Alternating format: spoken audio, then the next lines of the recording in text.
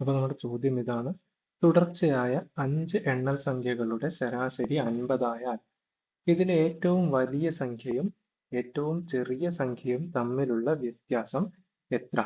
Options ഉണ്ട്: 4, 5, 3, 6. Okay, ഇത് നമുക്ക് പല രീതിയിൽ ചെയ്യാൻ പറ്റും. എല്ലാം സിമ്പിൾ ആണ്. അപ്പോൾ നമുക്ക് ആദ്യമായിട്ട് ഏറ്റവും ആദ്യത്തെ ഒരു മെത്തേഡ് ചെയ്ത് നോക്കാം. അപ്പോൾ ഇതിന്റെ ശരാശരി എണ്ണൽ സംഖ്യകളാണെന്ന് പറഞ്ഞിട്ട് എണ്ണൽ സംഖ്യകളുടെ ശരാശരി 50 ആണ്. 5 എണ്ണം ഉണ്ട്. അപ്പൊ ശരാശരി എന്ന് പറയുന്നത് എപ്പോഴും എന്തായിരിക്കും? നടുവിലെ സംഖ്യയായിരിക്കും. അതായത് ഒരു 5 സംഖ്യകൾ തന്നിട്ടുണ്ടെങ്കിൽ അതില് നടുവിലെ സംഖ്യയായിരിക്കും എണ്ണൽ സംഖ്യയിൽ ശരാശരിയായിട്ട് വരുന്നത്. ഇനി 6 സംഖ്യ തന്നിട്ടുണ്ടെങ്കിൽ നടുവിലെ 2 സംഖ്യകളുടെയും കൂടെ തുക എടുത്തിട്ട് 2 കൊണ്ട് ഹരിക്കുക. അതിന്റെ ശരാശരി ആയിരിക്കും ഇതിന്റെ മൊത്തത്തിലുള്ള ശരാശരി എന്ന് പറയുന്നത്.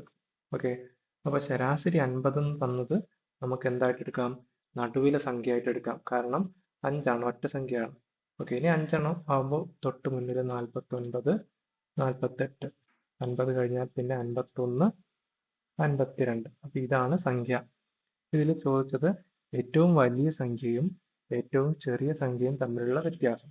52ഉം 48ഉം തമ്മിലുള്ള വ്യത്യാസം എത്രയാണ്? 4 ആണ്. അപ്പോൾ ഓപ്ഷൻ എത്രയാണ്? എ. ഓപ്ഷൻ എ 4 ആണ് ഉത്തരം.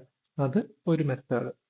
ഇനി വേറൊരു മെത്തേഡ് എന്ന് പറഞ്ഞാൽ നമുക്ക് ഏത് സംഖ്യ എടുത്ത് വേണമെങ്കിലും ചെയ്താൽ ഈ ഉത്തരം കിട്ടും.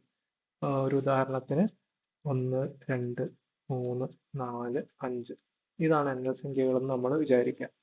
ഇതെടുത്തു കഴിഞ്ഞാലും ഇതിന്റെ ആദ്യത്തേത് ഏറ്റവും വലുത് 5, ഏറ്റവും ചെറുത് 1. വ്യത്യാസം എത്രയാണ്? 4.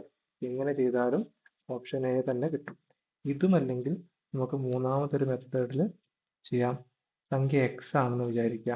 അപ്പൊ അടുത്തത് x+1 എണ്ണൽ സംഖ്യ ആണല്ലോ. അടുത്തത് x+2, പിന്നെ x+3, പിന്നെ x+4.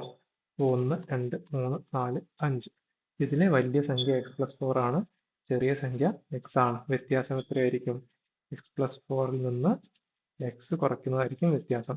അപ്പൊ എക്സും പോയിട്ട് ബാക്കി 4 വരും. ഇങ്ങനെ നോക്കിയാലും ഉത്തരം കിട്ടും. അപ്പോൾ പല രീതിയിൽ ചെയ്യാം, എല്ലാം സിമ്പിൾ ആണ്. ഓക്കെ, അപ്പോൾ 4 ആണ് ഉത്തരം.